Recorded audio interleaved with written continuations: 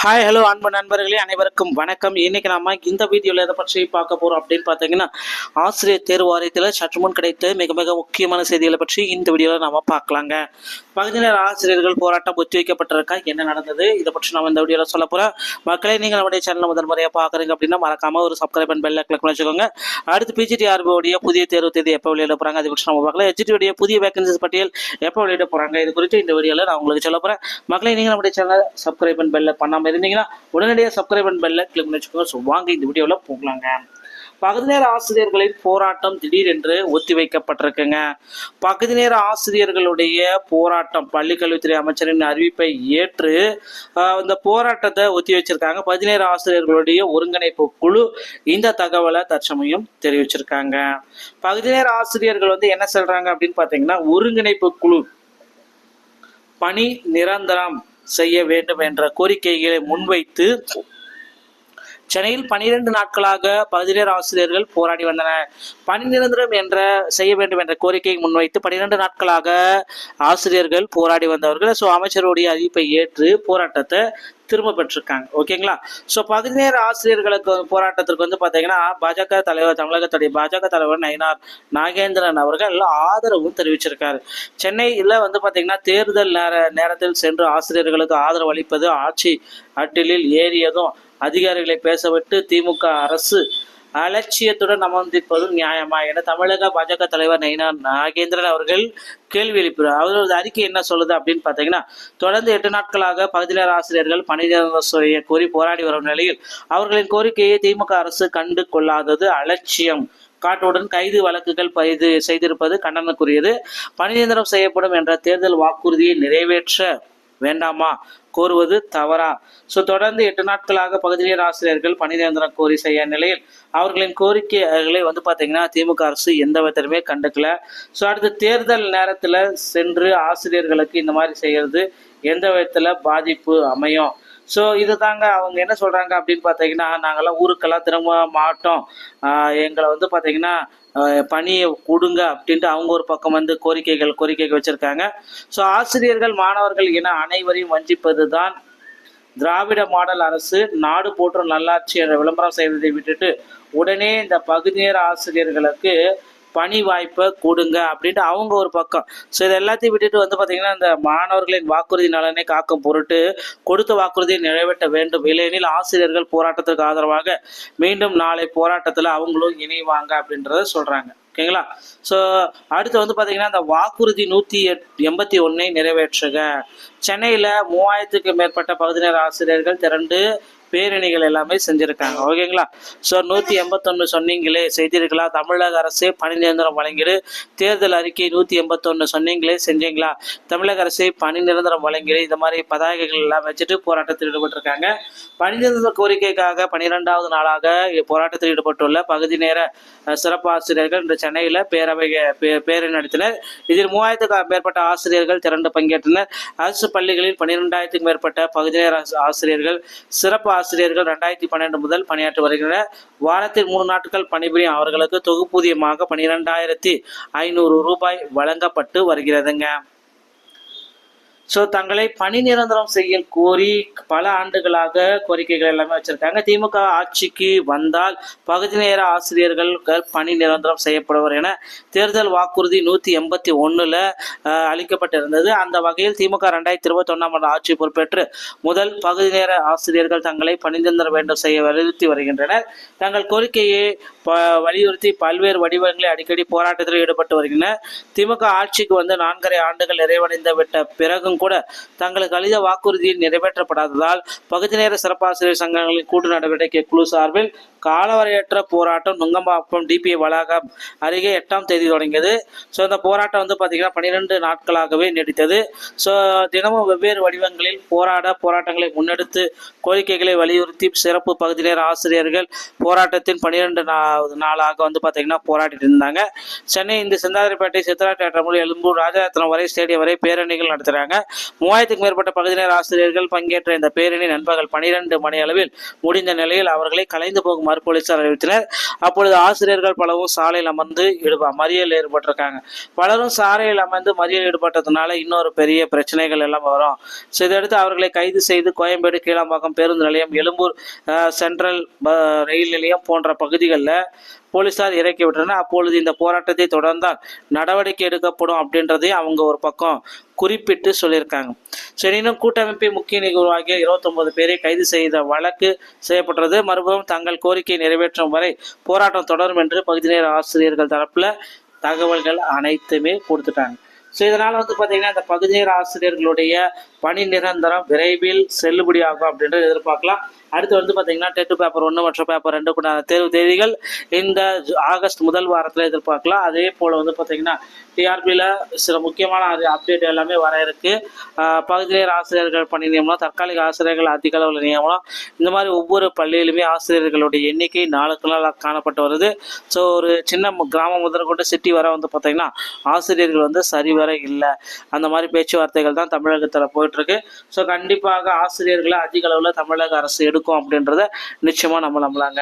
TRP மற்றும் பள்ளிக்கல்வித்துறை சம்பந்தமான செய்திகள் அனைத்தையும் நீங்கள் உடனுக்குடன் பெற நீங்கள் நம்முடைய சேனலோடு இணைந்திருங்கள். மீண்டும் ஒரு நல்ல தகவலுடன் நான் உங்களை சந்திக்கிறேன். நன்றி, வணக்கம், தேங்க்யூ.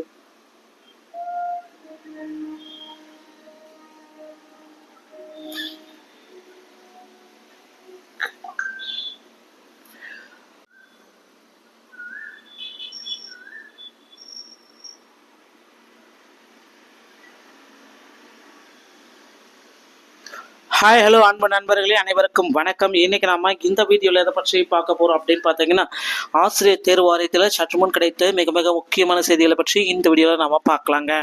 பகுதி நேர ஆசிரியர்கள் போராட்டம் ஒத்திவைக்கப்பட்டிருக்கா, என்ன நடந்தது, இதை பற்றி நம்ம இந்த வீடியோவில் சொல்ல போறோம். மக்களை நீங்கள் நம்முடைய சேனல் முதல் முறையாக பார்க்குறீங்க அப்படின்னா மறக்காம ஒரு சப்ஸ்கிரைப் அண்ட் பெல் கிளிக் வச்சுக்கோங்க. அடுத்து பிஜிடிஆர்பியோடைய புதிய தேர்வு தேதி எப்போ வெளியிட போறாங்க அதை பற்றி நம்ம பார்க்கலாம். எச்டியோடைய புதிய வேகன்சிஸ் பட்டியல் எப்போ வெளியிட போறாங்க இது குறித்து இந்த வீடியோவில் நான் உங்களுக்கு சொல்ல போறேன். மக்களை நீங்கள் நம்முடைய சேனல் சப்ஸ்கிரைப் அண்ட் பெல் பண்ணாம இருந்தீங்கன்னா உடனடியாக சப்ஸ்கிரைப் அண்ட் பெல்ல கிளிக் பண்ணி வச்சுக்கோங்க. ஸோ வாங்க இந்த வீடியோவில் போகலாங்க.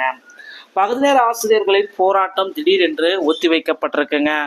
பகுதி நேர ஆசிரியர்களுடைய போராட்டம் பள்ளிக்கல்வித்துறை அமைச்சரின் அறிவிப்பை ஏற்று இந்த போராட்டத்தை ஒத்தி வச்சிருக்காங்க. பகுதி நேர ஆசிரியர்களுடைய ஒருங்கிணைப்பு குழு இந்த தகவலை தற்சமயம் தெரிவிச்சிருக்காங்க.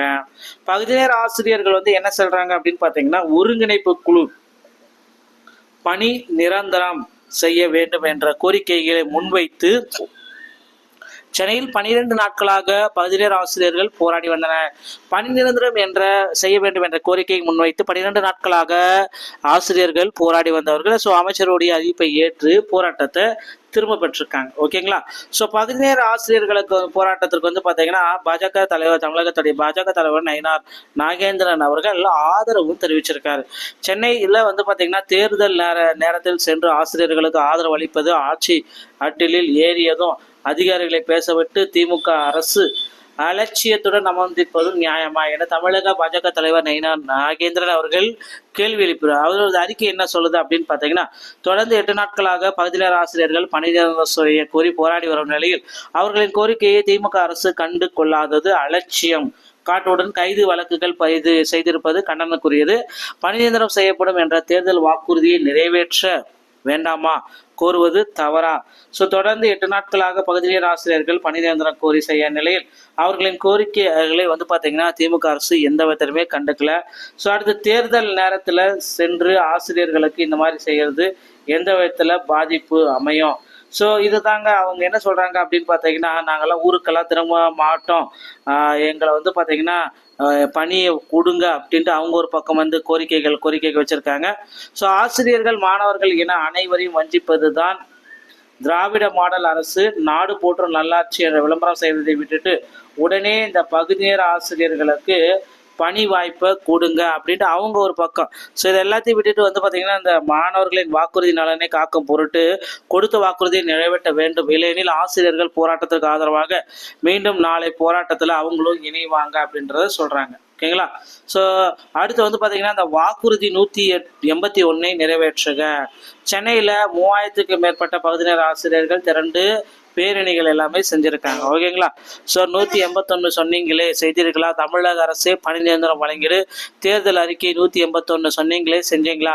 தமிழக அரசே பணி நிரந்தரம் வழங்கிடு. இந்த மாதிரி பதாகைகள் எல்லாம் வச்சுட்டு போராட்டத்தில் ஈடுபட்டிருக்காங்க. பணி நிரந்தர கோரிக்கைக்காக 12வது நாளாக போராட்டத்தில் ஈடுபட்டுள்ள பகுதி நேர சிறப்பு ஆசிரியர்கள் இன்று சென்னையில் பேரணி நடத்தினர். இதில் 3000க்கும் மேற்பட்ட ஆசிரியர்கள் திரண்டு பங்கேற்றனர். அரசு பள்ளிகளில் 12,000க்கும் மேற்பட்ட பகுதி நேர ஆசிரியர்கள் சிறப்பு ஆசிரியர்கள் 2012 முதல் பணியாற்றி வருகின்றனர். வாரத்தில் 3 நாட்கள் பணிபுரியும் அவர்களுக்கு தொகுப்பூதியமாக 12,500 ரூபாய் வழங்கப்பட்டு வருகிறதுங்க.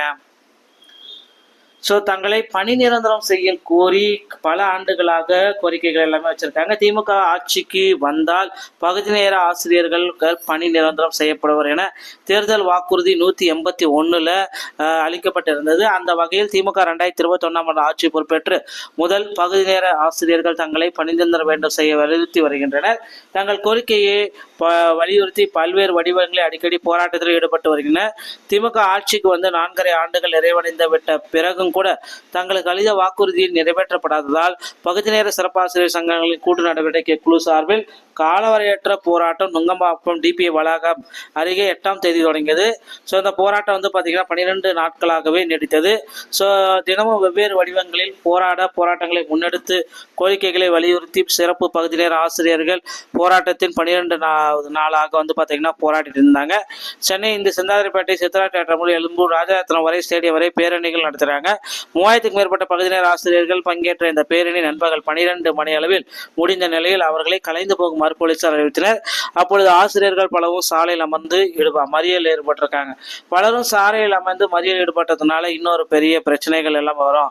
ஸோ இதையடுத்து அவர்களை கைது செய்து கோயம்பேடு கீழாம்பாக்கம் பேருந்து நிலையம் எழும்பூர் சென்ட்ரல் ரயில் நிலையம் போன்ற பகுதிகளில் போலீசார் இறக்கி விட்டனர். அப்பொழுது இந்த போராட்டத்தை தொடர்ந்தால் நடவடிக்கை எடுக்கப்படும் அப்படின்றதை அவங்க ஒரு பக்கம் குறிப்பிட்டு சொல்லியிருக்காங்க.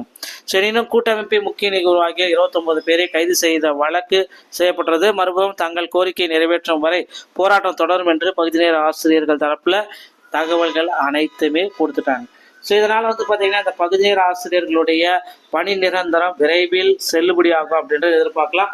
அடுத்து வந்து பார்த்தீங்கன்னா டெட் பேப்பர் 1 மற்றும் பேப்பர் 2 தேர்வு தேதிகள் இந்த ஆகஸ்ட் முதல் வாரத்தில் எதிர்பார்க்கலாம். அதே போல் வந்து பார்த்தீங்கன்னா டிஆர்பியில் சில முக்கியமான அப்டேட் எல்லாமே வர இருக்கு. பகுதி நேர ஆசிரியர்கள் பணி நியமனம், தற்காலிக ஆசிரியர்கள் அதிக அளவில் நியமனம், இந்த மாதிரி ஒவ்வொரு பள்ளியிலுமே ஆசிரியர்களுடைய எண்ணிக்கை நாளுக்கு நாள் காணப்பட்டு வருது. ஸோ ஒரு சின்ன கிராமம் முதல் கொண்டு சிட்டி வர வந்து பார்த்தீங்கன்னா ஆசிரியர்கள் வந்து சரிவர இல்லை. அந்த மாதிரி பேச்சுவார்த்தைகள் தான் தமிழகத்தில் போயிட்டுருக்கு. ஸோ கண்டிப்பாக ஆசிரியர்களை அதிக அளவில் தமிழக அரசு எடுக்கும் அப்படின்றத நிச்சயமாக நம்ம நம்பலாங்க. டிஆர்பி மற்றும் பள்ளிகள் இதர சம்பந்தமான செய்திகள் அனைத்தையும் நீங்கள் உடனுக்குடன் பெற நீங்கள் நம்முடைய சேனலோடு இணைந்திருங்கள். மீண்டும் நல்ல தகவலுடன் நான் உங்களை சந்திக்கிறேன். நன்றி, வணக்கம், தேங்க்யூ.